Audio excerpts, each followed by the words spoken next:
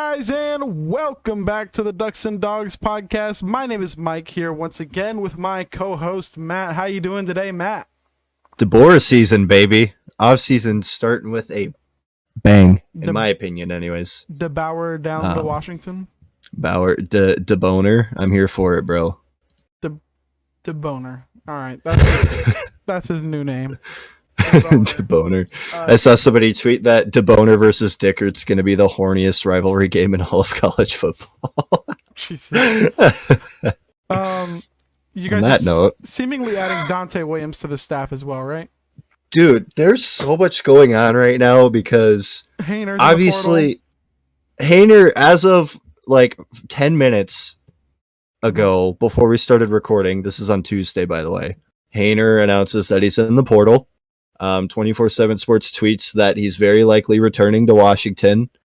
You've had a lot of guys is it decommit or transfer? I think both from USC. Right? Like one guy decommitted from USC. I heard that there was potentially 3 today that decommitted, Oh. but I haven't seen them. All with ties to Dante Williams. Rumors milling about that Williams is headed to Washington with the assistant coaches pool that they have to work with, which is estimated to be at about $9 million right now. I could totally see that happening. Just depends on what they're handing over for him. Obviously, Dante Williams spent time at Washington. So, I mean, kind of coming home for him if he does that. A lot of interesting things happening. I have my Twitter feed alive and well on the left side of my screen here because everything's just going nuts as of right now. So, who knows? We might even get some news as the episode goes on. And, unexpectedly, Oregon may have some coaching turnover this offseason as well, with Joe Moorhead being the leading candidate to be the head coach at the University of Akron, which is a really positive sign for the University of Oregon. Your last 3 coordinator hires have all gotten head coaching jobs. You had Marcus Arroyo, who went to be the head coach of the University of University of Nevada and Las Vegas Rebels. You had the defensive coordinator, Andy Avalos, go be the head coach of the Boise State Broncos. And now you could have Joe Moorhead going to become the head coach of Akron.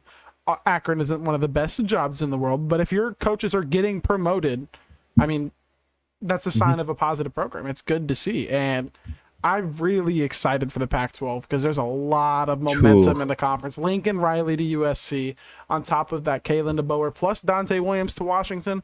Kalen DeBoer honestly would not have moved my needle personally that much, but when you add Dante Williams to it, that's a whole nother level.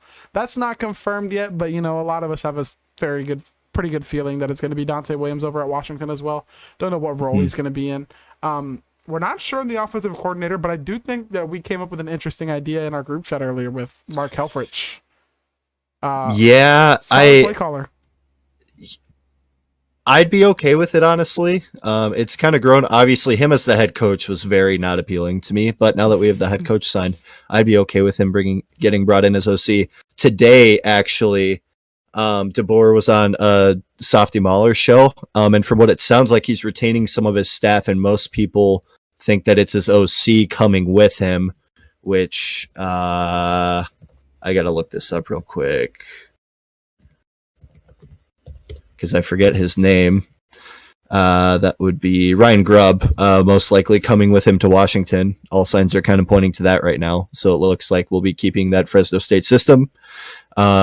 Moving it to the Pac-12, which should be interesting. I think with the talent that you are retaining at wide receiver that really wasn't able to be utilized this season, should be really fun. For once, Washington's going to be a very high-powered type of offense, which, I mean, granted, in 2016, we had a pretty high-powered offense, but that team was headlined by its defense.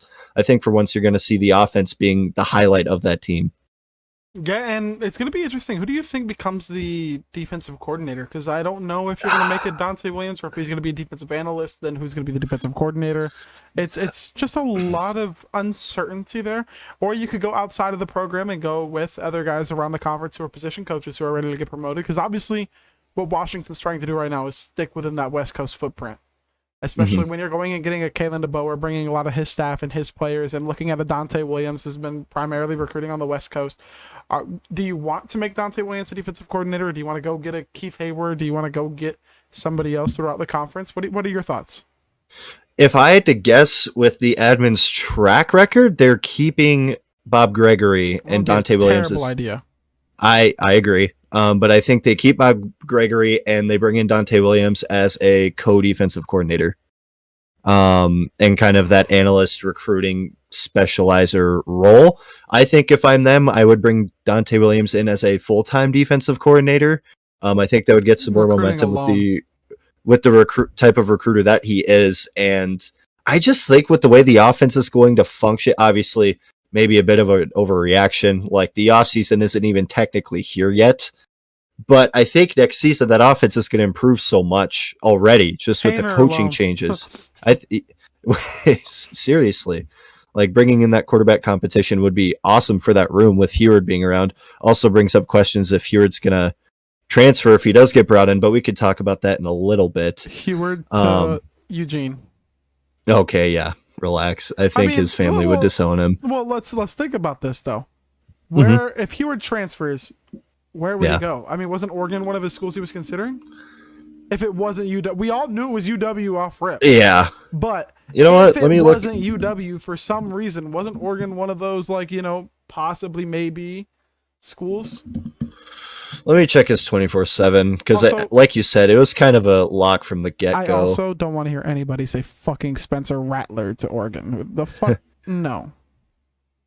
Don't want to see that at all. Spencer Rattler is, good lord, not a culture fit to the University of Oregon whatsoever. It makes no sense at all.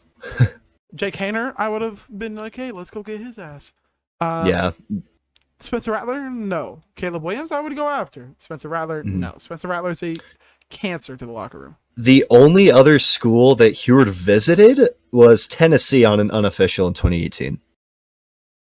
That was it. Huh. Yeah. And I doubt he goes to Tennessee. Tennessee might even... they're still in the running for Arch, aren't they? I think so. As much as I love Heward, if you have a chance for Arch, you don't take another quarterback. I'd agree, but I think Heward's high school resume and potential alone would land him another Power 5 school easily. Sure. I just don't know. I'd imagine it would be in the Pac-12. I don't know if Oregon would be that school. From what it seemed like, looking at his recruiting page, like Arizona was on there. God, that'd be even a worse situation than UW. Isn't Rattler going there though? I mean, that I've heard it's Heward like and Rattler on the same market, both looking at Pac-12 schools, would be really good for the conference. On top of the coaching changes we've had, you could have Heward at maybe a Washington State to stay close to his family. I don't know I don't know in terms of Washington what rivalry is looked at what way, because for us Oregon State is like, okay, they're not I want to see them win. Yeah, I don't think he'd go to Wazoo just with his family ties alone. Yeah, I don't think he'd do it. I don't think he'd do that for that or Oregon, honestly. I think he'd probably be looking at one of those SoCal schools if he stays in the Pac-12, if he were to transfer, which I still... He's not going to go to USC because they're not going to take him. Oh, no. They're not. He's not going to go to USC, but maybe like UCLA. Maybe You're saying UCLA wouldn't take him? No. USC would not take him. Oh, I mean, with all the... Not a chance in hell. Didn't Malachi? Yes, yeah, he Jackson just flipped. There, and Keaton Slovis is there. Whatever you think of Keaton Slovis, I don't think he's that good. But if he's your quarterback 3, you're not taking Sam fucking Heward. I mean, even then, even if he works his way up the depth chart, you still have to dig through 3 other people that are pretty highly regarded in one way or another. So, yeah, and but that again, that is could jump in that transfer portal and end up at USC too. Oh gosh, Oklahoma in absolute shambles right now. How about that? I do want to note one thing for both USC and Washington. Really good hires, but it's a lot harder to fix the trenches in the short term than it is to fix everything else. Yeah. Your run defense has been abhorrently bad. Your offensive line has performed way under what they were supposed to, and you're losing your best offensive lineman. So that'll be the interesting thing that could hold you back. Your wide receivers will be improved. Your quarterbacks will be improved. I think your DBs are always good. They're push. I don't think they were like insane this year because of the fact that people could just run all over you. They didn't really get tested. Well, that scheme, you saw Bob Gregory's scheme. It didn't play to. I felt like it didn't play to their strengths. It's not good. It's soft, honestly. That's what the scheme is. It's soft. When they hired both coordinators, that they were both the worst hires you could have made at those positions. Everyone's like, oh no, Bob Gregory was good as a linebacker. No, the fuck he wasn't. He was not a good developer. He's never been a great coach. He's never been a great coach whatsoever. And I was saying the ideal hires, if you wanted to go that route, if you wanted to go the safe, quiet guy route, offensive coordinator would have been a Mark Helfrich. Because isn't that who it was between? It was like John Donner. See, I That was the buzz on Twitter, at least that I saw. I think. on Twitter, I don't know. I honestly haven't seen a lot, and especially with the rumors that Fresno State's OC is coming to Oh, Washington I meant before when Lake was coach. Yeah, before then, I don't know. I didn't see a whole lot. There wasn't really a lot of rumors going on about the OC. It was Nobody mostly gave a just fuck about the team defense and the Dante Williams smoke that came about. So, I mean, that's made bigger headlines and more hubbub on the timeline than any OC hire. So, Dang, so y'all tried to get Dante Williams and he wouldn't leave Oregon as a positions coach to go be a DC there. That's tough. yeah. I mean, he was making But like $1.25 million as a DC here, though. Yeah, I Sure. think that he gets a pretty hefty paycheck with the space that they have in their assistant pool right now if he comes to Washington. I really like Dante, and I would have loved to add him back to our staff. But I could see why we wouldn't even pursue him, though. We have a really good DBs coach. But I feel like you don't need to. Like, he We doesn't don't. fill a role that you need. yeah, we have a DBs coach who's arguably done better than Dante was doing. And you're not worried about recruiting. Like, We have probably one of the, in the words of Blair Angulo and I believe it was Steve Wiltfong, we have one of the best recruiting coaches in the country, period. Yeah. Like and I think Dante Williams for Washington would probably, like, I mean, that would change everything for it Washington. changes. You I go mean, from recruiting in the 50s to recruiting in like the 20s, probably. Off rip. I mean, his first season here, yeah. And I mean, maybe you're even pushing the top 15. 10. By the, Oh. Yeah, seriously. I said pushing. Okay. I was going to say. I mean, he could still work his way up. Who knows Okay, with but- how this season goes with the board and bringing in all those My big only names, thought- especially with the transfer portal, too. my only thought is for recruiting, you're recruiting against Mario Cristobal and Lincoln Riley now. For sure, but Dante Williams, with his connections in SoCal, which is already somewhere that Washington recruits pretty heavily, Oh, could yeah, definitely he's a help great pull some of recruiter. those guys. He'll pull a couple DBs. Mhm. But like Lincoln Riley, so there aren't many recruiters who are better than Dante Williams. There are two of them south of him, closer to Los Angeles. One of them's in Los Angeles.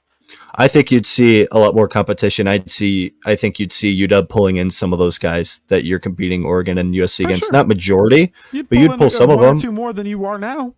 Exactly. I was going to say, at least you're pulling those guys with Dante Williams in the conversation now, which you wouldn't be doing in the first place. And I think with DeBoer, anyways, he historically does pretty decently in the transfer portal. I don't think they're super worried about losing out on a lot of those guys that you'd be losing out on anyways without Dante Williams. Yeah, that's the thing. So, It's teams are going to have to adapt to that anyways, because there's a lot of teams who absorb most of the talents in a lot of regions. Outside of the Southeast, there's not an abundance of talent everywhere.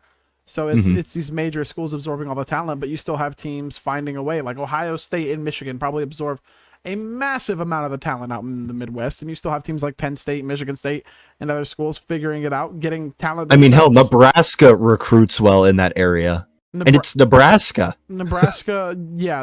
I love how well they recruit that we can offer a guy like 2 weeks before signing day and fucking just take him because we want him. It amazes me. Side note, because I obviously go to school in South Dakota, and there's a lot of Cornhusker fans out here. Holy cow! I don't know how they land some of these recruits. They land so guys from out boring. west sometimes. It's unreal. I would never how do you go on a visit there and be like, yeah, I want to go here? See, I've been there, and it's I've been fun, there but too. I don't think it would be a pull. Like, if I had an offer from Pac-12 schools, I would not go to Nebraska over most of the Pac-12 schools. I can't think of a school I would choose Nebraska over. Arizona. I'd rather live in Arizona. See, I'm not a Heat guy. I don't know if I could really do Arizona, But you that's would just go to me. Los Angeles? Well, Arizona's hotter. I mean, Well, it's LA too. they're like, what, 100 miles away? Yeah. The fuck does it matter at that point? Okay. I mean, it's still LA over what, Tucson? That's where U of A is? Shoot. I think. I think so, something like that. But I don't know. I can't personally think of a school in the Pac-12 Yeah, that I it's would in choose Tucson. Nebraska over. But that's because I've been to Nebraska a multitude of times, and the area around it, Papillion, Lincoln, Omaha, Yeah. and I hate it. I hate it so much. I've gotten So used to it since I've been out here for a while, going to school. I would So, I would like jump off a building. Genuinely, I would well, jump off a building. I haven't done it in South Dakota, so I think I'd fare well going to Nebraska. Yeah, but Anyways, tying this all back around, I really want to touch on this. The Pac-12 yeah. in general, as a whole, Mhm. the momentum that has been gained, especially with the TV contracts coming up in a True. year, maybe? I think less than a year, Is it if after this not season? just a year. Yeah. It's after this season? So, I mean, adding Lincoln Riley, you have Mario Cristobal, you got Kalen DeBoer with Dante Williams. Dante Williams makes that more of a marketable brand than Kalen DeBoer does. So you add that, then you have Chip Kelly at UCLA. That's a big name, whether people think he's doing well or not. That's a big name you could sell. Herm Edwards at Arizona State, that's a big name you could sell. David Shaw, somehow making $9.5 million, robbing Stanford fucking blind. That's a robbery. That is like heist. But a big name you could sell nonetheless. Yeah, to go true. along with potentially Spencer Rattler being in the conference, to go along with Malachi Nelson or Jackson Dart being in the conference, Jake Hayner being in the conference, Ty Thompson being in the conference. Kayvon Thibodeau was just in the conference, but you'll still have Noah Sewell next year, maybe Devin Lloyd. I don't know. ZTF probably returns because I don't think his draft stock looks too great right now. No. So you'll have the star power in coaches and players, and you have the brands of USC and Oregon back up. USC just needed to hire somebody, and their brand looks good again. Yeah, I mean, if Washington makes the right assistant hires, Washington's on. They're going to be something to watch. Holy cow! Hiring that Oregon marketing person was really good too. I can't remember her name. Yeah, but it was good. She's done really good for you guys, and your social media team has improved drastically. Oh, for sure, 100%. I agree. In just a couple months, she's been there. She's done wonderful work. Arizona State's doing better. Oregon State's social media team has gotten a lot better since announcing Devin Williams to Oregon State. Otherwise, it's going to be really interesting. I think the TV deal is going to be very friendly, and I really hope they go out on a limb and try and get with like a Amazon or a Prime Video, a YouTube TV, a Twitch, something. I feel like, and here's my thing with that. I say why not, because I feel like to the rest of the country, the West Coast is very out there different in the first place. Why not embrace that and go make a deal that like is completely different than what everybody else is doing? Yeah, and you could do stuff like, how the NFL does them Nickelodeon games? Mm-hmm. Like, let's be honest. Little kids watching college football, they either like Texas, Oregon, people with Alabama. Alabama. People with cool colors or who always win. Yeah. Yeah, that's the two. It's cool colors who always win. And every little league team is either the fucking Ducks or the Michigan helmet. So, like, play on that. Take advantage of that younger audience. Bring that younger audience into the Pac-12. Go put those... You may hate it. You may think we're above that. Go put those fucking games on Nickelodeon. Go put those fucking games on Disney. I don't care Cartoon where the Network? fuck Question you mark? gotta put it. Get people watching Pac-12 football whatever way you can. And I don't know, dude. Maybe I'm just... Maybe I'm just too out there. But, like, I think it's fun when people do that. When like companies do that, they go out there and do something different. Like, why not? At this point, what have you got to lose? The Eli oh god, that's so good, dude. It's awesome. The Pac-12 network. It's honestly the only NFL football I watch right now. Pac-12 network. Imagine having Brock Heward and Dan Fouts. Oh man, talking about Oregon Washington rivalry game. That would be awesome. Have Matt Leinart, and he's still playing, but like just for fuck's sake, Marcus Mariota when they're doing that. Marcus probably fucking wouldn't talk. So maybe Joey Harrington or Vernon. I feel like Vernon Adams would be TV gold. Honestly, I love Vernon Adams, bro. Nick Cody and Jordan Reffett. I would love to get them on here, but Lube Man won't. Dude, I feel like it'd be a bloodbath, but I would love to spectate that. Lube Man would not come on here. No, we know this. Lube Man is not coming on. But like we were saying though, did you find out when that was, by the way, the TV deal? From what I'm reading, it's through 2023-24.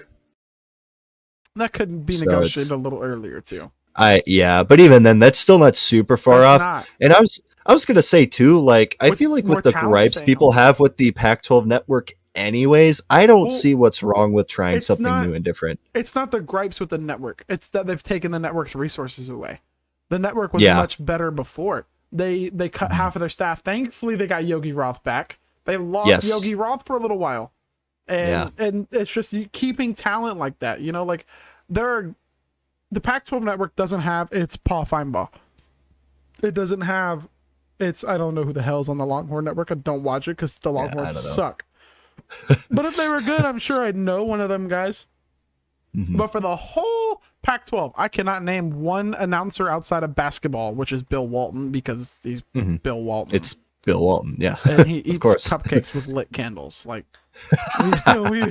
we love Bill Walton. Also, basketball, don't want to talk about it. We're just going to gloss right over that. We will leave that to the No people Truck who have Stops pod. good teams. Yeah, I was going to say, we'll leave that to No Truck Stops. We'll basically leave it to Carlos, and that's it. Yeah. I mean, I just wanted to mention, I do have faith that Dana Altman will turn it around by the end of the year, because he deserves that benefit of the doubt, I think, after everything. It's November. I mean, anything could still happen. And it's Dana Altman. Like, Oregon started out as like the bottom tier Pac-12 team and finished like fucking blowing everybody out in the conference tournament somehow. Like, I don't know how it's gonna happen, but you know what? I'll bet it does. Dana Altman aligns Rubik's cubes. They gotta figure out their scoring though. That's for damn sure. If they want to turn it around. I don't know how much Ducks basketball you've been watching, but I've seen a couple games. Yeah. They need to figure it out, man. Yeah, Will Richardson's not playing Inspired, it doesn't seem like, but yeah, it'll be interesting. Anyways, Pac-12 basketball is really good though. It's some entertaining games. It's been fun. Pac-12 football should be getting better. I'm sorry to say, Oregon has done well with ratings. Washington, as good as they've been, still haven't fucking helped the conference. So having USC back relevant helps a lot. It definitely helps with the media side of things. I think the conference can be that third team, and it's like, okay, yes, they're getting 1.2 million views on every game, 2 million views every game. Cool, that's fine. That's fine when you're the third team, but when you were the second team, it kind of fucking hurt a lot. Yeah, it hurts media presence for sure. I mean, they were about where UCLA was, maybe even a little less this year. I think they were 4 this year behind UCLA. Second. They're second. Although I guess USC sucks major wee this year. Utah was third, or was it USC? I still feel like it was USC. Maybe it was UCLA. I mean, anyways, like. But whoever played Oregon had a ratings bump above. Yeah, USC, so, for sure. Because those games were on national TV. I mean, obviously they're going to have higher ratings. So it'll be interesting though. This is really positive spin for the conference. Washington made a really good hire. They're making some moves when it comes to players in the transfer portal. I think it's too late for guys like Josh Connerly, but for 2023, maybe you'll be able to keep some of that Washington talent home. I mean, and who knows? He's talked about right away making connections with the local high schools, which is something that Jimmy Lake was not very open about doing. I think it's good to keep those connections, and he recognizes that Washington needs to keep its local connections because you have guys like Josh Connerly. You have guys like JT coming out of the state. There's not a lot of linemen on either side of the ball coming out of the West Coast, and letting a 5-star just leave your state is bad. It's very, very, very, very, very, very, very bad. For sure. And I can appreciate that he's trying to mend those relationships and get it back, because realistically, if Washington wants to get back on top, they cannot afford to let their top guys leave the state, which is something that has been happening with for the past couple seasons.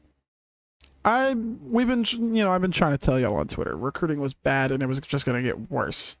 And now I hope the fans, I know obviously the admin will, I believe, I hope the fans realize DeBoer's not going to do great his first year because of how Jimmy Lake recruited the past 2 years. Now it'll be better than this year, I believe. The thing is, they still have enough talent on that roster to be competitive and honestly be pretty good next season. I think where you're going to see a dip is that second year, and that's where you're going to really have to rely on the transfer portal and hope that your guys that you sign with DeBoer now can make an immediate impact. Well, I think that second year you'll have time to get that transfer portal, but I don't think you'll be able to fix your defensive line and offensive line by next year. No. I think his scheme plays better for the offensive line. I think the offensive line's going to play a lot better next year regardless. It'll be middle of the pack instead of bottom of the pack. I think they'll be upper. They're athletic enough. I think you'll win 7 games next year, as of right now. If you make a crazy good hire elsewhere, 7 games seems fair. You know what? I would I know that we want to be in that upper echelon. I think as a first year new head coach, I would be okay with 7 or 8 I wins. could see I mean, 8. Yeah, I could see 8. I But could see 7 would be 8. my guess. Yes. You're not. Hmm. I personally, I could be wrong. This could be old takes exposed. You're not winning the North next year, but you could I'll buy take a that. step towards that. I think so. I think they will be competitive next year and like a good competitive, not like a bad competitive like they were this year. Because they were in a lot of close With games, Montana. but it was ugly. Yeah, exactly. Competitive with Montana, competitive with Cal, Who's your out of competitive with conference next year? Stanford. Great question. If you play a Michigan type team again, you're gonna get slapped again. Which, to be fair, Michigan's in the top 4, so it's not like that's a big detriment losing to them by Kent State, Portland State, Michigan State. You can go 1-2 or 2-1 in that. I think we go Kent 2-1 and hang. I think we go 2-1 and hang around with Michigan State, and I think Kent State is actually a sleeper game. Kent State is good this year. I also wouldn't. Well, I don't know. I haven't followed them the past year or so with COVID and everything, but I know Portland State was really good for their team. I don't think they made the FCS playoffs, but the Big Sky's really competitive. So they can give you. They can make it closer than you would want it to be. It'd probably they're no Montana, but you still got to show up to that game. You can probably beat them by 17, but you're not going to beat them by 30 type thing. I think Kent State will be a good early test. Is that week for 1? DeBoer? Yeah, they're in their conference title game. Huh? They're in their conference title game, aren't they? They are. The MAC has been super competitive this year. It's them in Northern Illinois, who is always good. Huh. I feel like. Yeah. So that game to watch for next season. If you can go 2-1 in that out of conference, that'd be really positive. I don't think anybody expects you to beat Michigan State, and I don't think you'd hold it against you guys for losing to Michigan State either. No. They just locked in Mel Tucker too, and he did a lot with a Michigan State team that was not supposed to do much this year. Anyways, he did well with Colorado too. For sure. I don't know. I think his record was a little misleading for those of you who don't fully follow the Pac-12. He was what Jonathan Smith was at Oregon State last year. They sucked, but we were like, okay, it's kind of worrisome. They could be good here soon. Mm-hmm. And he left, and Colorado's back to fucking suck. Yeah. I obviously think you want to win, and Michigan State's at home too. You're not going to Michigan State. You have to be competitive in that game, I think, if you want to make any noise next year. You cannot, if you lose that game, obviously you go into that game winning. You want to win that game. You cannot lose by more than, honestly, 17? double digits. You think 10? I would say a 14-point loss. Michigan State kind of plays close anyways, I feel like, though. Like, they're kind of one of those teams that gets down and dirty. They play good teams close. I mean, they did get boat raced by Ohio State, so I don't know. I mean, how the fuck do you think you'd fare against Ohio State? It wouldn't go as good as it did for them. Exactly. It would be even worse. Okay, but did anybody expect the ass kicking that they got? No, I don't think so. I did not. I actually expected them to beat Ohio State. Because I thought Ohio State's biggest weakness, especially against Oregon and against Minnesota and against Nebraska, was stopping the run, especially in outside runs. And Michigan State had a really good running back, and their offensive line had been really good in run protection. So I was like, okay, this is literally a nightmare matchup for Ohio State. And they're like, yeah, nope, we're going to learn how to play football today. And then forget 2 weeks later. Yeah, I was going to say, and then they just didn't show up in the big house. Hey, just like another team that I root for. Doesn't show up in the big house? Yeah, oh, crazy. What are your thoughts, before we get out of here, on a potential Oregon-Ohio State rematch? God, that'd be so fun, dude. That would be so much fun. Ideal Rose Bowl as a college football fan, right? I'd agree. I think so. Fuck wants to watch Utah, Iowa. Here's my thing, though. Does the Rose Bowl, if the Big Ten champion gets into the playoff, does it go to the next highest ranked, or does it go to the second in the conference? It goes to the next highest ranked. That's how the Rose Bowl goes for everybody. Okay, because I didn't know exactly the criteria for that. Because I was going to say, everybody's saying Ohio State. Wouldn't it be Iowa? But Ohio State's going to finish ranked higher than Iowa. That was the concern of Utah fans. If Oregon won both games and made the playoffs, they probably don't get in because they have too many losses, and Arizona State or UCLA snuck in the rankings for the last week and would have snubbed them for the Rose Bowl. Also, back to pack, and I love seeing these Pac-12 teams competitive. Nobody fucking wants to watch Utah versus Iowa in a Rose Bowl. Nobody. No, Nobody at all. I guarantee that would be the lowest rated Rose Bowl game ever. probably. Are But you all those genuinely asking? here's my thing though. Matt? Yeah, If there's other New Year's Six games on during that, and you're watching Utah Iowa. here's my thing. I'm in Big Ten country, so like I would watch because that game would be disgusting, and that's exactly why I would watch it because it is disgusting. That would be some fucking what's the No Truck Stops Pod thing? It's the Bad Vibes Game of the Week or Sickos something. Game. That's what it is. Sickos Committee. I don't know if that's a truck stop podcast thing, but it's definitely they have a Sickos Game of the Week every week. Yes, I was going to say that's a Sickos Committee. That's the Sickos game of the year right there. Yes, that is a horrible game that nobody wants to watch, and somehow, dude, I want to see in the Alamo Bowl would be fucking hilarious. I cannot tell you how excited I would be to watch a 17-14 mud match between Iowa and Utah, but I would be in the minority, 100%. I would be miserable if I was forced to watch that game. I would enjoy watching Nefi Sewell play because, he's basically I just love gross football. Like, I just love gross football. How do you think I'm able to follow Washington? Yeah, I guess. Well, actually, I said real quick and then we'd end it, but what are your thoughts? Oregon, Utah, who wins? I got Utah. You got Utah? I got Utah in a close game. I was about to say. Yeah, I got Utah in a close game. I think Oregon's going to be pissed off. They're going to show up to play. I think Utah's kind of got their number, though. I think so. Really, it depends. Which fucking Anthony Brown are we gonna see? Yeah, the one who threw on the run 50-yard fucking dime into the end zone. Where the fuck did that come from? Here's the thing: if Utah shows up with the same defensive scheme that they did, yeah, I did see that. Where the fuck did that come from? If they show up in the same scheme that they had and Anthony Brown is on, Utah loses because they are trying to bait Anthony Brown into making those throws. But if he shows up to play, they are screwed. If he plays like he did against Oregon State against Utah, now if he doesn't play like that, it's a close game. Before anyone takes this out of context, if he plays like he did against Oregon State, we win by 20 plus. Oh, 20 plus. Do you think so? How much space they gave the wide receivers? If the wide receivers went for 10 yards, but you're assuming they don't make adjustments. You're assuming they don't make adjustments. Make adjustments all you want. Then we give it to Byron Cardwell and Travis Dye. When you're not stacking the box like that, they're decently. Yeah, I still feel like they're decently equipped to handle that. But I think either way, it's a close game. I think personally, it 100% for me fringes on how Anthony Brown plays. Anthony Brown plays well. I wouldn't pick it, but I could see Oregon winning by any number you could imagine. Yep. Because, it's obviously momentum, and I could see, Anthony Brown starts playing well, the defense gets hyped. The defense makes a play. The special teams learns how to play football maybe one day. I don't know, hopefully. Who knows?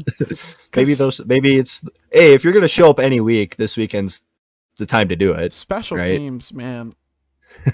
That game against Utah probably would have been a close game if it wasn't for special teams. Closer. So they would have been up 14-0 at half. We scored the touchdown coming out of half, 7-14. That's a completely different momentum. That's a completely different confidence level for the team. The players are going to play completely different than being down 21-0 and then 28-7. I suppose, but seeing how Utah even came out of halftime, yeah. The part return deflated any confidence the team had left. For sure. Especially, I hate this because I always drag on him and everyone hates it. But Anthony Brown, his confidence was dead. He played not great. This week against Oregon State, though, that man fucking went like 82% completion, 1,000,000 yards, and went crazy. He balled the fuck out. DTR still player of the week, though. Yeah, you're on crack for that. I did that just to spite you because I knew he was going to win anyways. He didn't win. Oh, that's right. It was Wazoo. Marsh. Yes. Over at Wazoo. He had, 2 picks? 2 picks. Half tackle for loss, 5 solo tackles, and a touchdown. One of them picks was pick 6. Yep. Against good old UW. Yeah, I really don't want to talk about that game. I So literally like it was so rough, dude. I'm Just gonna hard to watch. I'm gonna give my score prediction for the Utah Oregon game, and I'm gonna go 38-27 Oregon. Wow. Okay. I think that's fair. That's That's not still crazy. they probably a case where they'd pull it out at the end, right? Yeah, I think it would be Like like kind a. of run away with it at So the end. my thought would be at the end, it's like they're trying to milk the clock, and then Byron Cardwell breaks free Yeah. I could see something like on a that. run out the clock, small lead, and then it's like, oh, there goes Byron Mhm. Cardwell for 72 yards or some shit like that. Yeah. I'm taking Utah 31-28. I feel bad for whoever we seed in the bowl game if we do lose, Oh yeah. because Because at that point you played what, the Alamo Bowl, Holiday Bowl? yeah, and Justin Flo will be back, and Bennett Williams will be back, and Sean Dollars And will be back. you play a and, team that you outclass by 8 well, eons. unless Iowa wins, and then it's Ohio That State. would be it. That would be, oh gosh. It would be Ohio State in the Alamo Bowl. Can you imagine an Alamo Bowl? Oh. Oregon, Ohio State. That's a sickos committee bowl schedule right there. That's the why- whole damn bowl schedule. If Oregon and Ohio State are in the Alamo Bowl, The Alamo Bowl is going to get better ratings than the Rose Bowl. ugh, It's that's gonna get better. disgusting. It's- Sorry while I vomit. Can you imagine the Alamo getting better ratings than the Rose?